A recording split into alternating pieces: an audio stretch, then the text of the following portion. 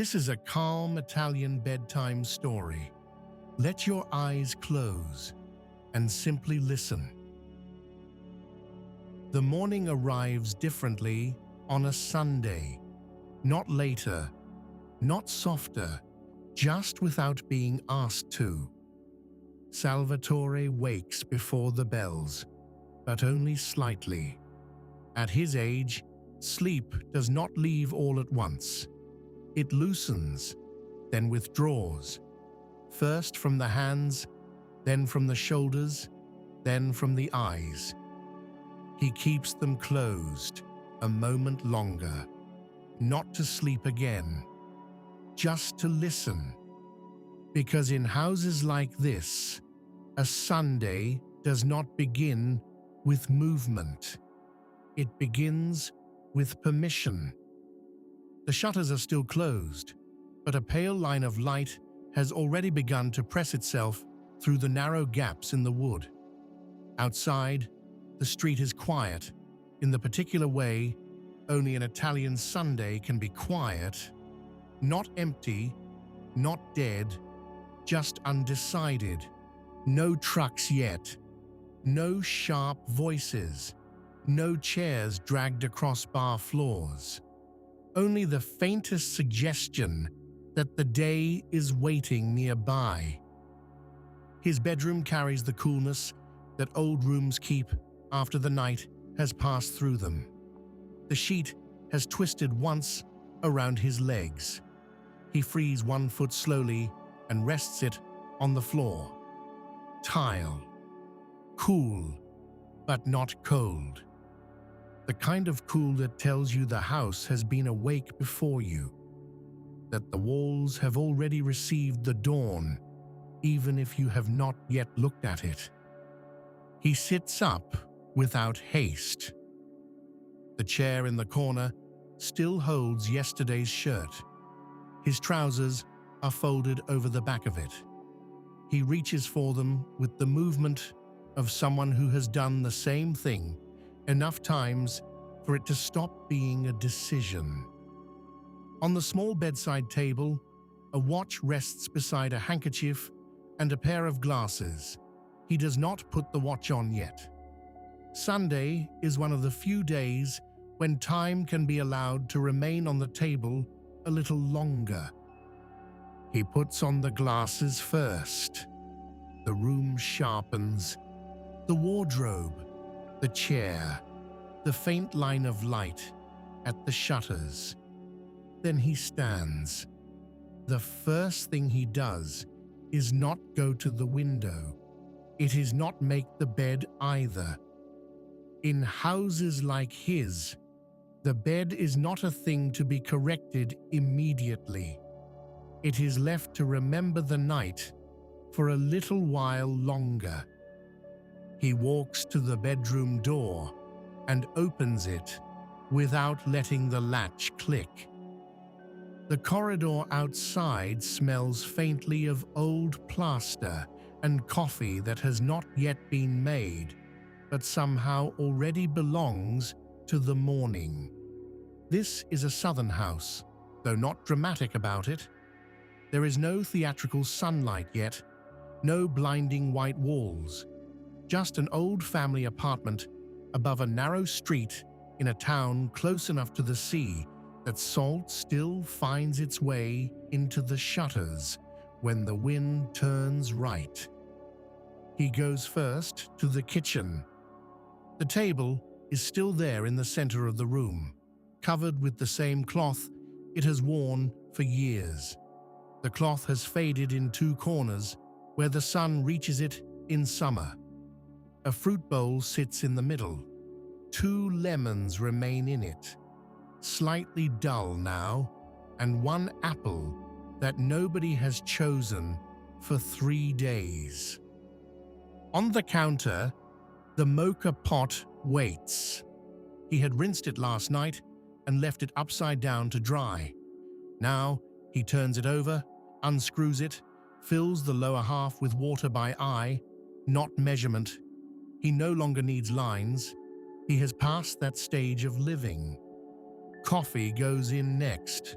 Not pressed too hard, not too loose. Enough.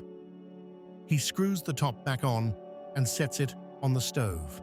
The flame comes alive with a small sound that belongs more to kitchens than to fire. He lowers it immediately. Sunday coffee should not be rushed. Fast coffee is for weekdays, for before work, for trains, for shops opening, for things that need to happen. Sunday coffee has another job. It has to place the day inside the body correctly. While it begins its slow work, Salvatore opens the shutters. Not fully, one first, then the other. The street below appears in pieces. A parked scooter, a doorway opposite, a balcony with a towel forgotten there overnight, a geranium pot that has lost 2 flowers since Friday. Beyond the roofs, somewhere farther down the hill, the light broadens toward the sea. A gull crosses the narrow strip of visible sky. The air that enters is mild, touched already by distance and stone. He rests one hand on the window frame and leans very slightly outward. Enough to look, not enough to perform the act of looking. Down below, old Signora Rinaldi is already sweeping her doorway. She always starts too early, even on Sundays, but on Sundays she sweeps more slowly. The broom moves in short, patient strokes. Dust, leaves, and yesterday are pushed a little farther away from the entrance. She looks up once, sees him, and lifts her chin in a greeting so small it barely qualifies as one. Salvatore returns it exactly the same way. No words. At this hour, words would be excessive. The moka begins to murmur. He turns from the window, reaches for the cup he always uses on Sundays. Not the thick white one for weekdays, the one with the thin blue line around the rim, chipped on the handle, where his wife once said she would throw it away, and then never did. He pours the coffee slowly. Dark, fragrant, immediate. He does not drink it standing. On weekdays, perhaps. Sunday deserves a chair. He sits at the table, one hand around the cup, the other resting open beside it. The first sip is always smaller than expected, not because it is hot, because the body needs to recognize what day it is. He looks at the wall clock now, not for necessity, for confirmation. Enough time. The bar will already be open, but not full. The newspaper will have arrived. The pastries will still look untouched. Men will still be entering one by one, each pretending not to have chosen the same hour for years. He leaves the cup in the sink with a little water in it. Not washed yet, only softened for later. Then he goes back to the bedroom and changes his shirt. Sunday requires a different shirt. Not elegant, not formal. Just one that says, "The week has loosened." He chooses a pale one with sleeves that can be rolled if needed. Trousers, belt, shoes polished long ago, and now kept decent by repetition, more than care. Before leaving, he stands once in the corridor and checks the apartment without appearing to. The kitchen window is half open. The bed remains unmade. The chair in the bedroom still holds yesterday. Everything is where Sunday expects it to be. He takes the keys from the small ceramic dish near the door, then pauses. There is always a second before leaving on a Sunday morning. When the house asks, if you are going only out for coffee or if you are leaving more deeply, as if departure were not one thing, but several. He locks the door once, only once. The staircase smells of cool cement and detergent. Someone has already washed the first landing. The building is old enough that sound does not travel sharply. It rounds itself against the walls. His footsteps going down are not loud, but he still adjusts them. Not because he has to, because he was raised among people who believed mornings should be entered carefully. On the second floor, a door is ajar. From inside comes the smell of tomato sauce being started early, the way some women do on Sundays, because lunch is not a meal then, but an event that builds itself from morning onward.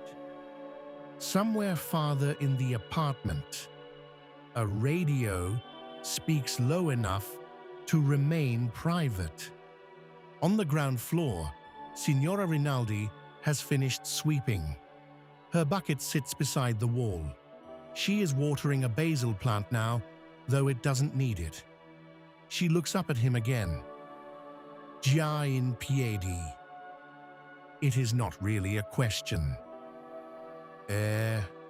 He says, with the small shrug that completes the sentence.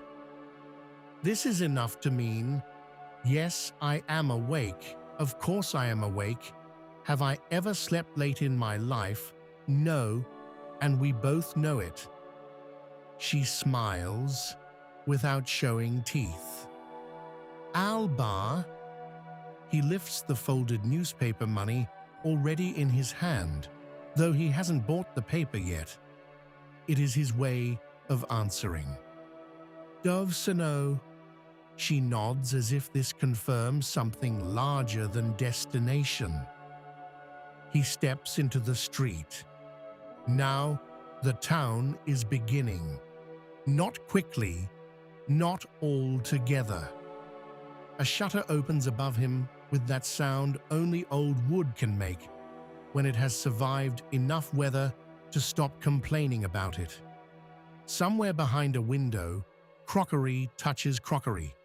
A church bell, far enough away to be gentle, marks the half hour without insisting on it. The street is narrow and turns before it ever becomes truly open. Laundry lines are stretched above the alleys in ways that no architect would approve of, and no one would ever change. A Vespa sleeps under a cover. A cat pretends not to see him. The bakery at the corner has its door open already, and the smell that comes out is not yet pastry, but bread, dense, early, still close to flour. He passes the church first. The square in front of it is always larger in the morning before people begin occupying it. An old man is already on the bench under the tree, though he is not sitting so much as inhabiting it. Hands folded on a cane, cap slightly back, eyes open but not directed. Salvatore knows him from somewhere he could name if necessary, but Sunday mornings are not built on necessary things. He lifts 2 fingers from his side in greeting. The old man answers by lifting his chin. Again, enough.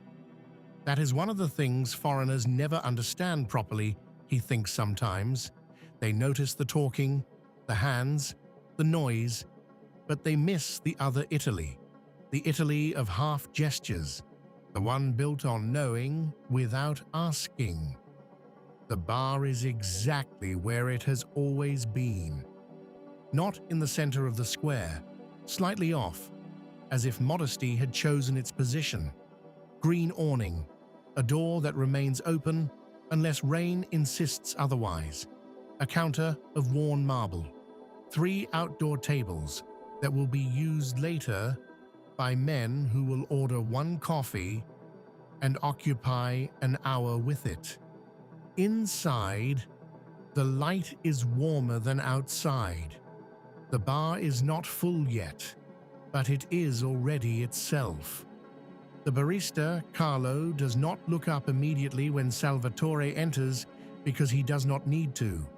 He knows footsteps, he knows times, he knows the small shifts of the air when regulars come in. Only after wiping the same already clean section of the counter does he say, "Il solito." Not a question. Salvatore sets the coins down and nods once. On the counter, a row of cornetti sits under glass. Apricot, cream, plain. A tray of mini pastries no one will admit to wanting, and yet which will disappear before noon. Beside them, the stack of newspapers has just been opened and spread. The sports section sticks out of one copy. Another has a photograph of a politician, large enough to ensure nobody will want to begin the day with it. Salvatore takes the paper from the middle of the stack, not the top. Habit. He folds it once under his arm, then thinks better of it and opens it just enough to check the front page before the coffee arrives. The headline is as disappointing as expected. Good. Sunday mornings should not begin with headlines that demand too much. The espresso is placed before him with a small glass of water and a sugar packet he will not use. This too is habit. In places like this, habits are not corrected every day. They are allowed to repeat until they become decor. He drinks the water first, then the coffee. Not quickly, not theatrically. At the end of the counter, two men are speaking about football with the seriousness people reserve for things they know are not serious and therefore can be enjoyed completely. One makes a gesture with the hand, fingers pinched together, opening once in disbelief. And Salvatore, without wanting to, almost smiles. Italy is full of this. Emotion passing through the hand before the mouth has decided what to do with it. Carlo leans in slightly over the machine. Hai visto? He means the headline, or the football, or the weather, or all of it at once. Salvatore folds the newspaper again and gives the answer, "Sundays are made for." The word means everything and nothing. Agreement, skepticism, fatigue, amusement. It leaves room for the morning to remain what it is. Carlo understands it perfectly. He moves away without offense. Salvatore stands there another minute longer than needed. Bars are like that on Sundays. They are not stations. They are pauses in public. A younger man comes in carrying a child, half dressed and half asleep. One shoe on, one in the father's hand. The father orders 2 coffees and a juice while shifting the child from one hip to the other. The child stares at the pastries as if they were religious revelation. The scene will become memory later, without anyone deciding so. Salvatore folds the newspaper under his arm properly now and steps back outside. The light has strengthened, but gently. No glare yet, just roofs, shutters, and church stone taking back their colors one by one. He does not go home immediately. Sunday requires a route, not a destination, a route. He takes the street that descends toward the lower part of town, where the tobacconist is still closed and the florist is already open. Flowers outside a florist on a Sunday morning do not look like commerce. They look like continuation. Buckets of white, yellow, red, green leaves wet from being sprayed. A woman ties a bouquet inside with movements that suggest she has not fully entered language yet today. Farther down, the smell of fried pastry appears from nowhere and then becomes located, a small side window in a pastry shop, open just enough to release temptation into the street. He slows, not because he means to stop, but because some smells in Italy are part of the architecture. At the corner by the old pharmacy, he sees Peppino. Peppino is one of those men who look as though they were born 50 and have spent decades refining it. Flat cap, dark jacket, even in weather too mild for it.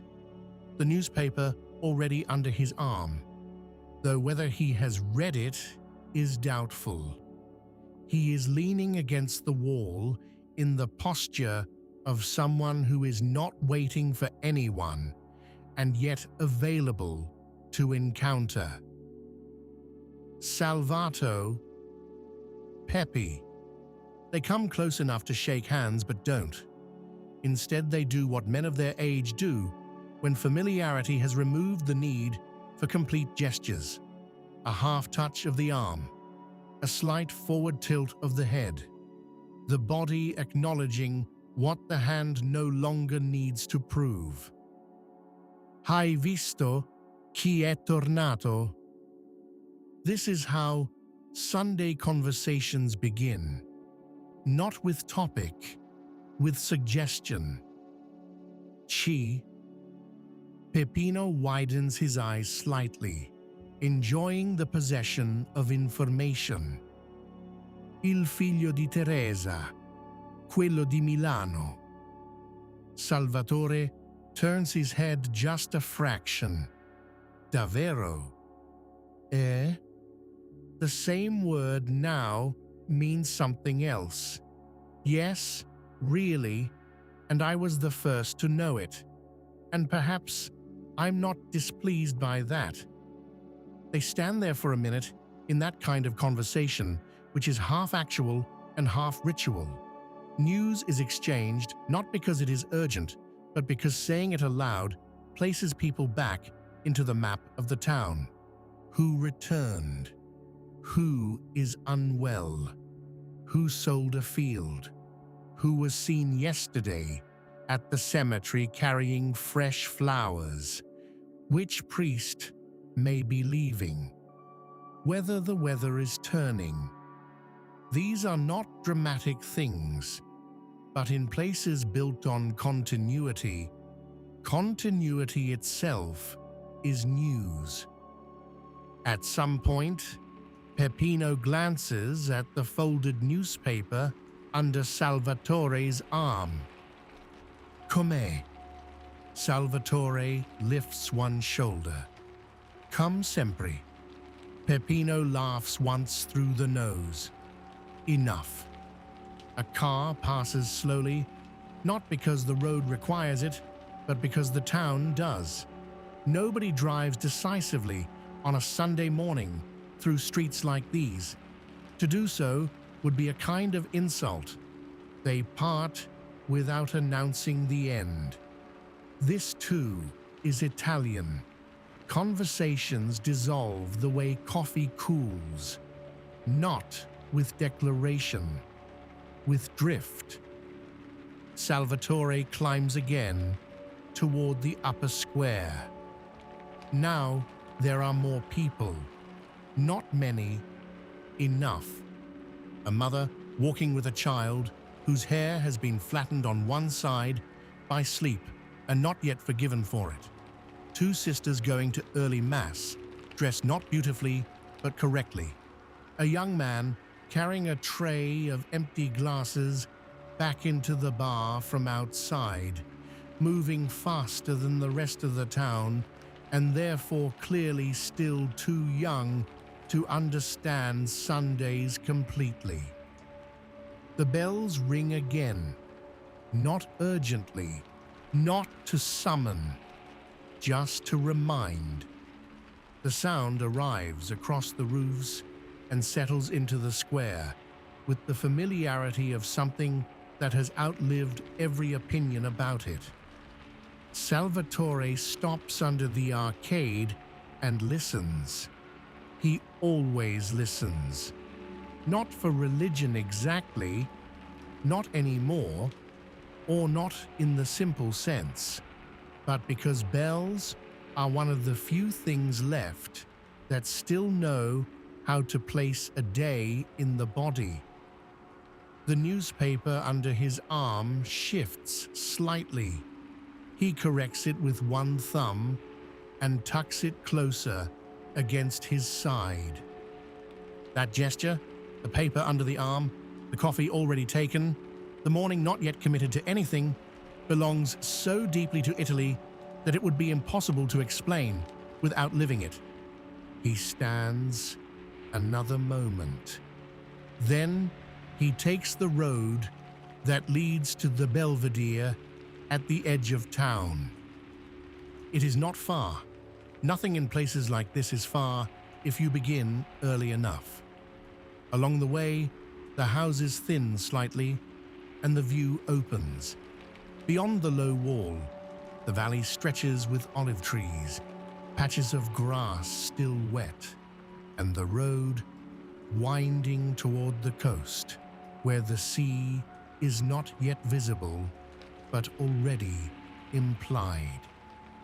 He rests both hands on the wall. The stone is still cool. A swallow cuts through the air below and vanishes as if the morning has swallowed it whole. There is no one here. Good. Some parts of Sunday must still belong to one person at a time. He unfolds the newspaper, then, but does not really read it. His eyes move over headlines, photographs, columns. But what he is actually doing is giving his hands something to do while the day continues assembling itself around him. A church farther away rings with a different tone. The town answers not with sound, but with motion. A window opens. Another shutter is folded back. Somewhere below, a chair is placed outside a doorway to catch a little sun that has not yet fully arrived. This is what Sundays are, he thinks, without turning it into words. Not rest exactly, not inactivity, just life without pressure. He folds the newspaper again along lines he has folded 1,000 others. The corners come together easily. His hands know the shape before the paper does. When he turns back toward town, the smell of lunch has already begun somewhere. Not complete yet. Just garlic meeting oil in a pan. The first sentence of a meal that will take hours to become itself. He walks slowly now, more slowly than before, because the morning no longer needs to be entered. He is already inside it. At the bar, the outdoor tables are occupied now. Carlo is shouting something toward the kitchen with irritation that everyone knows is mostly performance. A spoon hits porcelain. Someone laughs too loudly, then corrects it half a second later. A Vespa starts, coughs, and decides to live. At the doorway of his building, Signora Rinaldi is no longer there. The basil has been turned slightly toward the light. The bucket is gone. The threshold is dry. He climbs the stairs with the newspaper under his arm and one hand free for the rail, though he barely uses it. On the second floor, tomato sauce is now unmistakable. On the first, someone has started frying something sweet. The whole building has moved from waking to becoming. He unlocks his door once. Inside, the apartment receives him the way all old apartments do, by pretending it never noticed he left. The kitchen is brighter now, but only slightly. The cup in the sink is still there. The bed remains unmade. Sunday has not betrayed itself while he was gone. He puts the newspaper on the table, smooths it once with the palm of his hand, not because it needs smoothing, because the gesture completes the return. Then he opens the cupboard and takes out a small plate. Bread, apricot jam, the knife. He sits again in the same chair as before, but this time he eats. Outside the window, the town continues, not fast, not slow, simply in the way it has learned to exist on a Sunday. A church bell, a child shouting once in the street, a spoon against glass, someone calling a name from a balcony without urgency, a door below opening and closing without anger. He tears the bread with his hands, not slices, pieces. It tastes of yesterday and morning together. The newspaper waits beside him, unread in full, which is exactly how a Sunday paper should be. Not consumed, accompanied. He spreads the jam badly on purpose. Too much on one side, not enough on the other. Then evens it with the knife and immediately gives up on symmetry. The room holds him. This is what he will later fail to describe if anyone asks how the morning was. Nothing happened, and because of that, everything was where it should be. The bells no longer ring. The bar is full enough. The town is awake enough. The day has taken its place, but the Sunday remains delicate, unbroken. Salvatore folds the newspaper once more, this time smaller, and rests it beside the fruit bowl. He leans back in the chair, not far, just enough for the wood to answer with a soft complaint. Somewhere in the apartment above, a child begins to run and is immediately told, with love disguised as annoyance, to walk properly. He almost smiles. That, too, is Sunday. The smell of sauce in the building thickens. Soon, tables will be set. Glasses will be taken from cabinets. Good shirts will appear. Relatives will arrive late and be forgiven before entering. Bread will be passed. Wine will be poured. The same stories will be told again, with different details, and no one will mind. But all of that belongs to later. For now, the morning still has room inside it. And Salvatore, sitting at his kitchen table with coffee behind him, bread before him, and the newspaper folded at his side, lets it continue slowly, not holding it, not hurrying it, just living it the way Sundays in Italy were always meant to be lived, as something that begins gently, passes through the bar, through bells, through bread, through greetings that say more than words, and arrives at noon, already full of memory, without ever needing anything extraordinary to happen at all. More Italian bedtime stories coming very soon. If you enjoyed this moment of calm, subscribe and like the video for more gentle storytelling.